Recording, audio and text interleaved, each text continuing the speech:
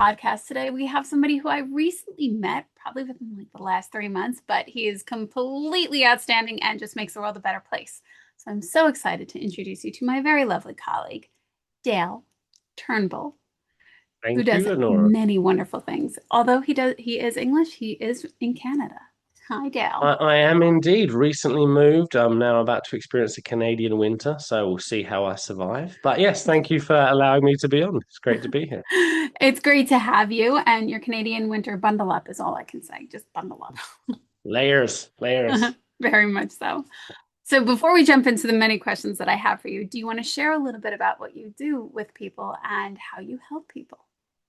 100%. So, a brief overview of my background. I mean, well, do I do background? Everyone gets bored. Well, I've been doing this for so many years.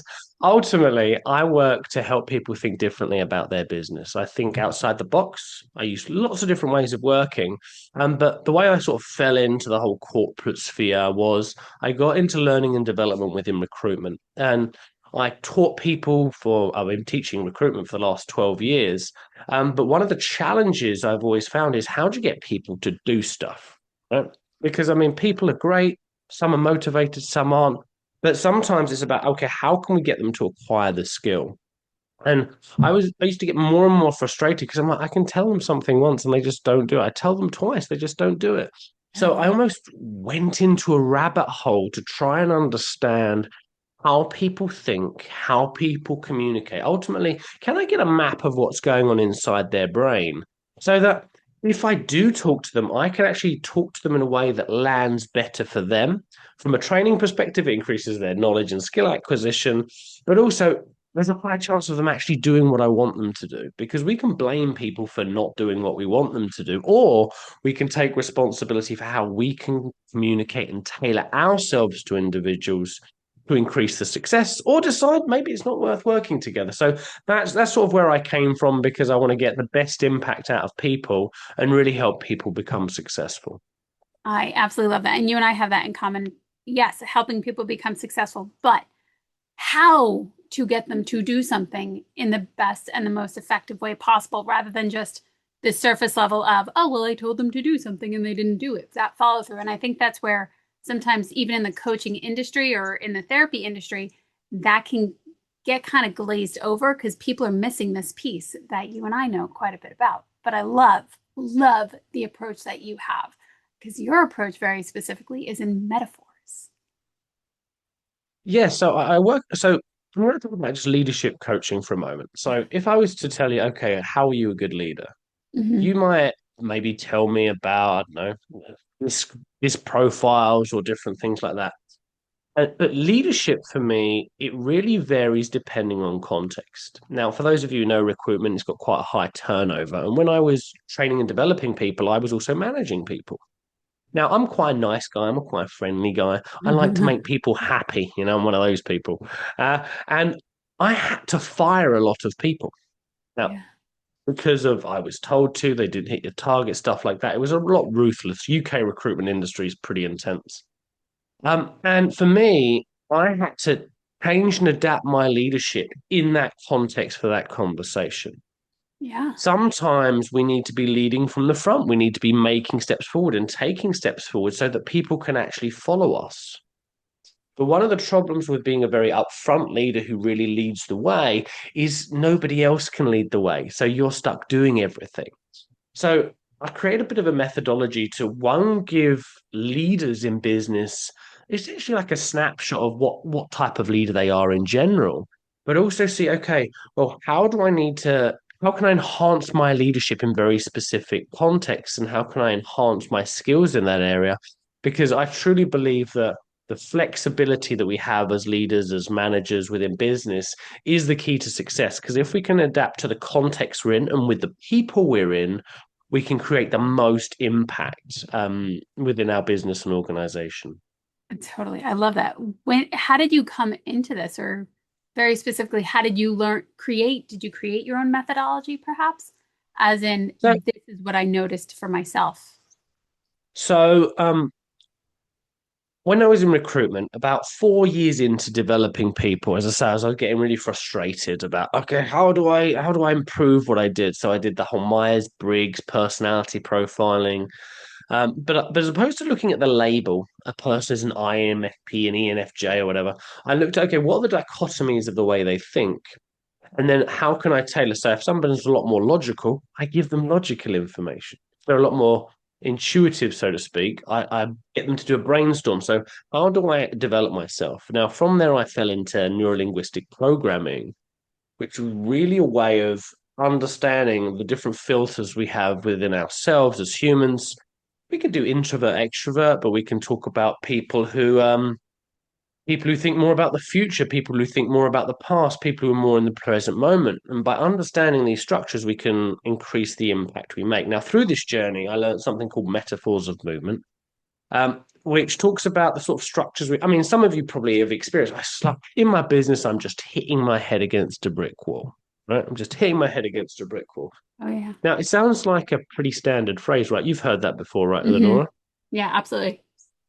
Well, we can look at, okay, well, what does that actually mean? So if somebody is hitting their head against a brick wall, they're trying to move forward, they're trying to progress, they're trying to, some people, because they create a breakthrough for themselves, and they're using their head, their knowledge and intellect to try and push through this thing, Hmm. but they're not going anywhere. Now, we've all met that person in business who just does and does and does and does and does and does. They try and break through everything. It can be quite destructive. Does get people places. There are pros and cons to all of these approaches, by the way, depending on the situation. So, well, the person who's constantly so focused on progress, they very rarely take a step back. They very rarely look at, okay, well, what could be the right thing to do in this situation? Are there any options left for me to explore?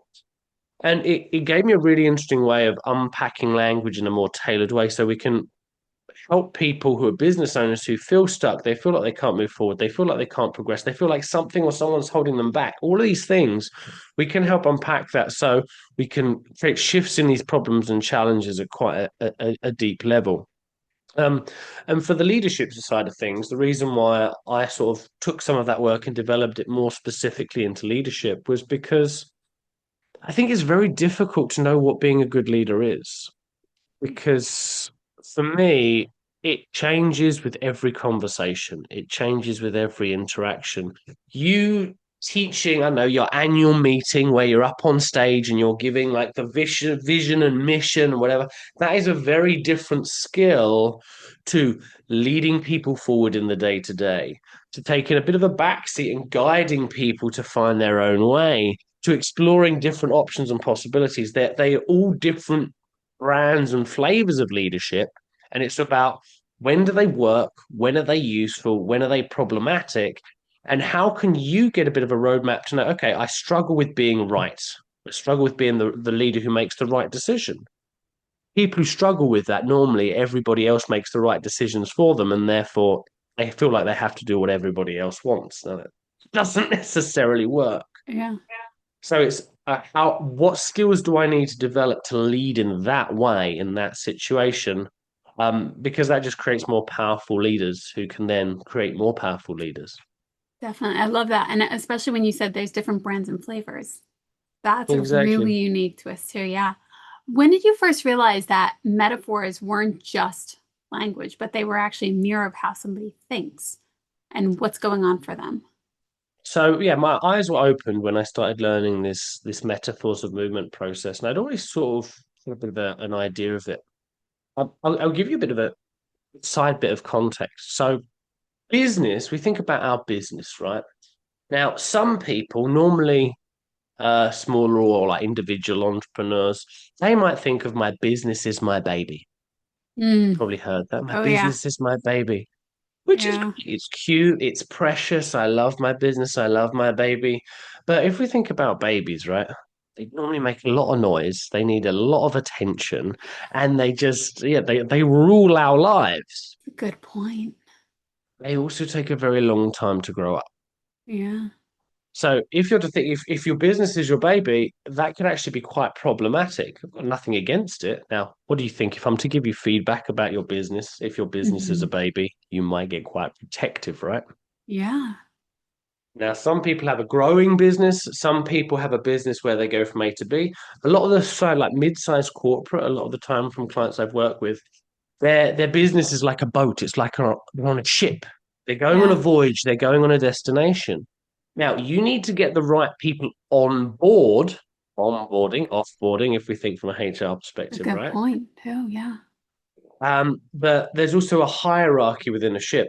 In my recruitment experience, there has been some really phenomenal recruiters who came into the organization, but they got frustrated with higher management and the directorship because ultimately the director, the captain, picked where we're going, picked what we're doing. And if they were a lower level, they couldn't make those decisions. So they left, they did their own business, stuff like that. So it's considering how your business is, because it also aids in hiring decisions. It aids in the general structure and culture of your business. Because if everyone's all aligned to the structure of how your internal business is, it creates for a good congruent working environment because you also know the right people to bring on board. Yeah. On board, on ship. Man, that's good. Wow. I love those insights. And I know we've also mentioned, I know you mentioned that you work with a lot of individuals and experts at their own level. So like CEOs, COs, people who are really out there leading their own business.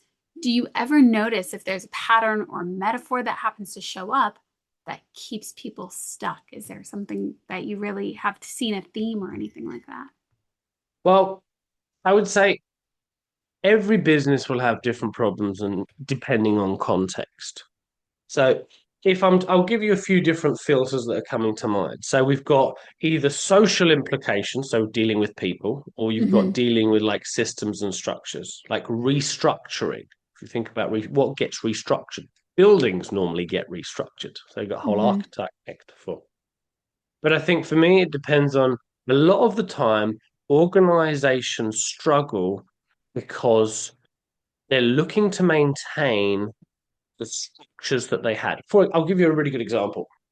I worked with a recruitment company not so long ago, and they had an amazing working environment. It was like a family. Like they were friendly, they were nice, they were productive, they had things, they had all their socials. It was a really friendly, really familial kind of environment.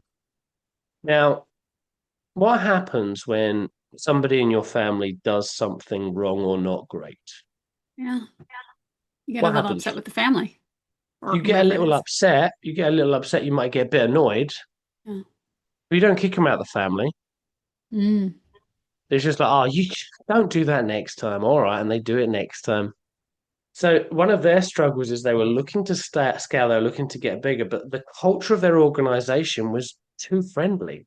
I mean, that may sound bad, because it's too friendly, too nice, too interpersonal, they couldn't have the conversations about lack of performance, lack of development. They didn't hold people accountable. They didn't have that level of structure to Hmm. create a high performing sales environment that they were looking for because they wanted to maintain that aspect of the culture.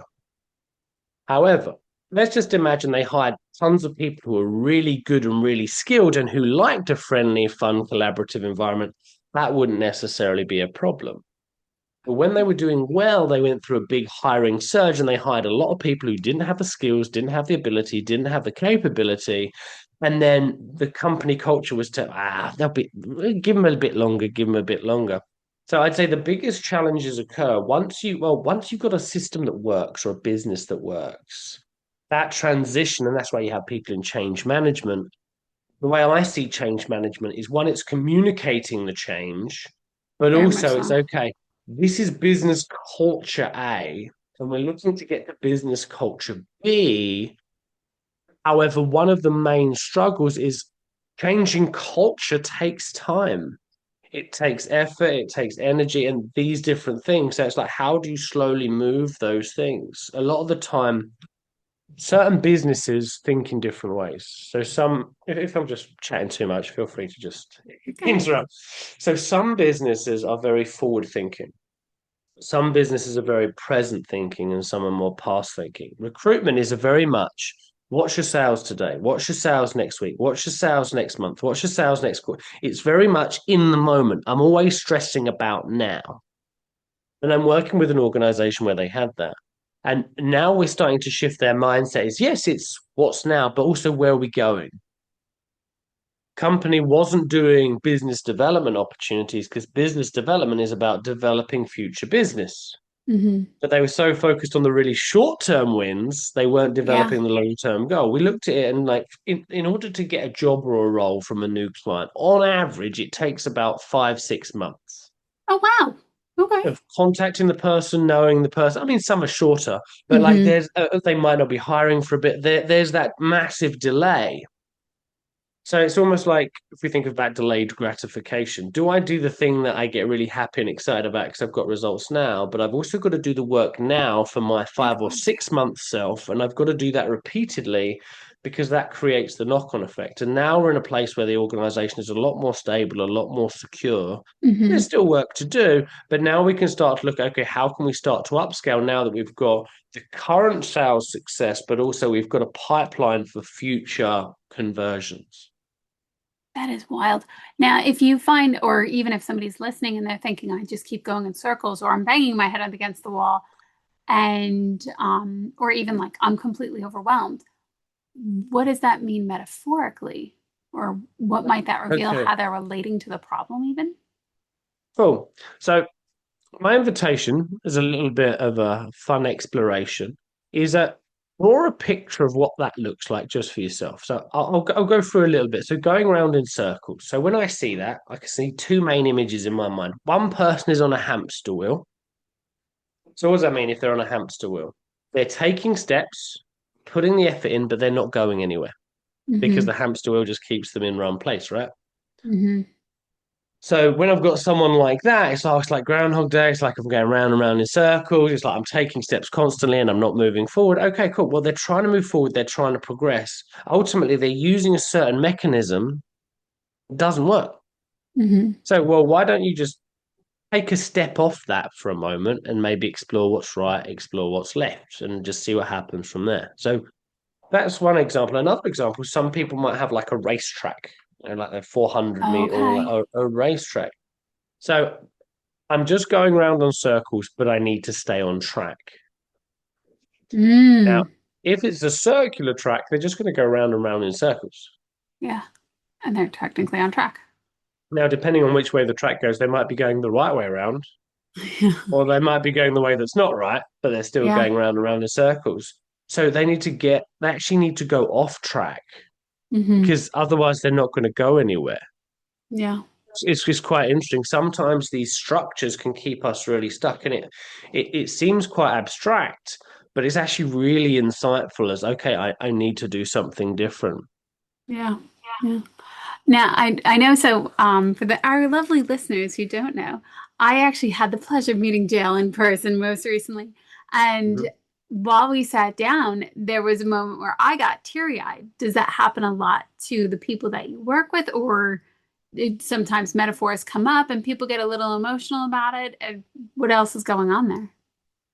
Well, yeah, I think it depends. I think so. For some of you who have resonated with what I've said so far, you're like, Mm, That makes sense."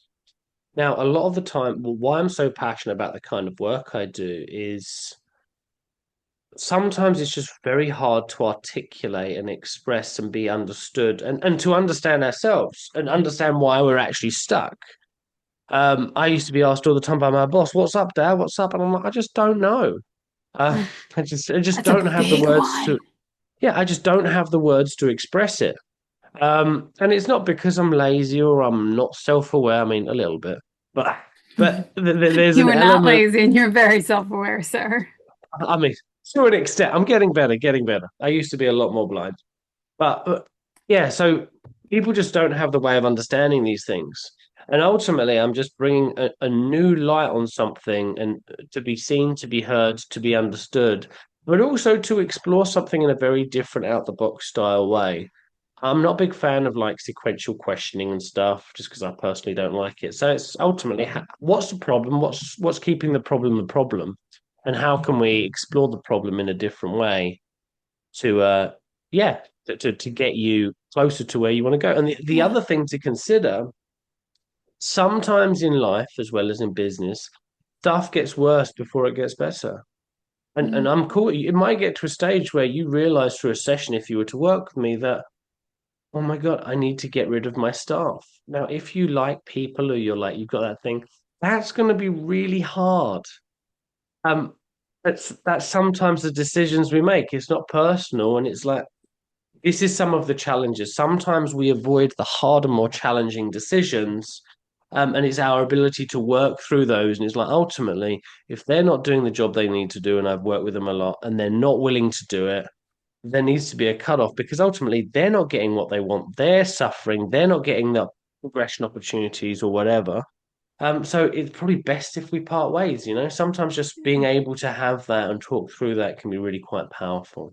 I have no doubt. And I feel like, especially with you, because you are very open and understanding, and that is you're very easy to talk to, which is also probably another reason why people get a little teary-eyed when they talk to you.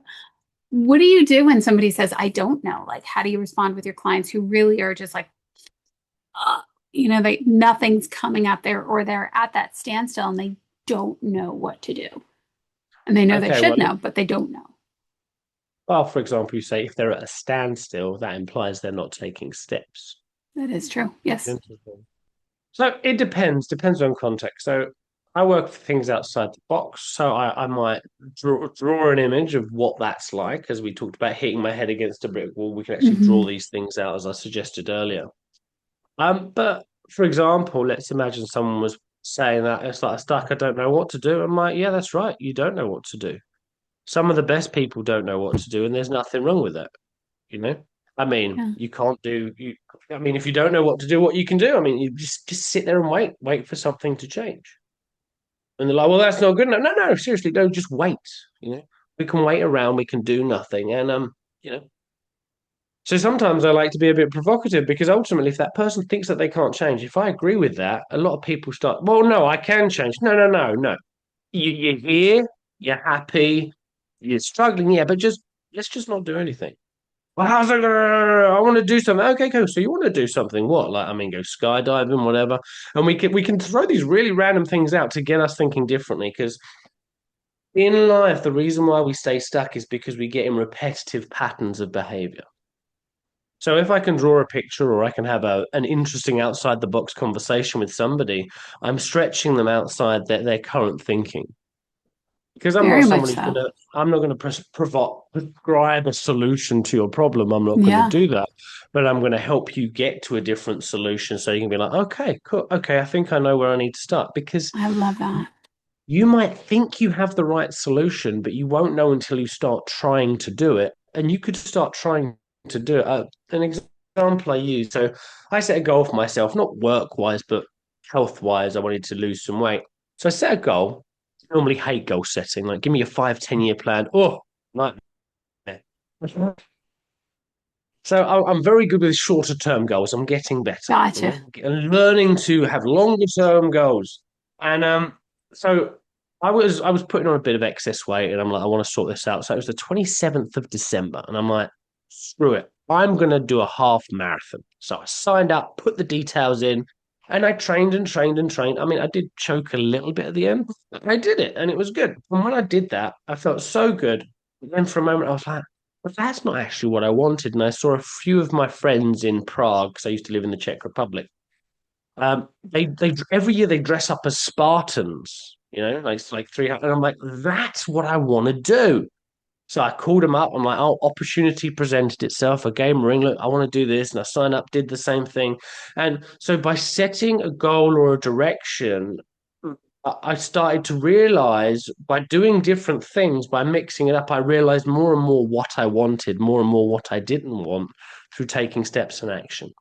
I love that. That is very cool. Spartans, what was that like? That's a very interesting plot twist.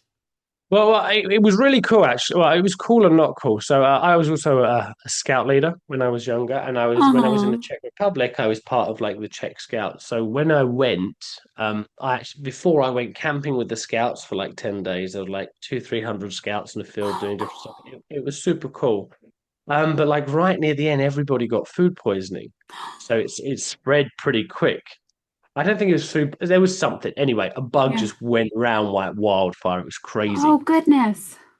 So we did the Spartan activity. So I got my Spartan. I mean, I was still the fattest Spartan. They were really fit, but I was a lot better than I was. And I was going to go in the next year or so.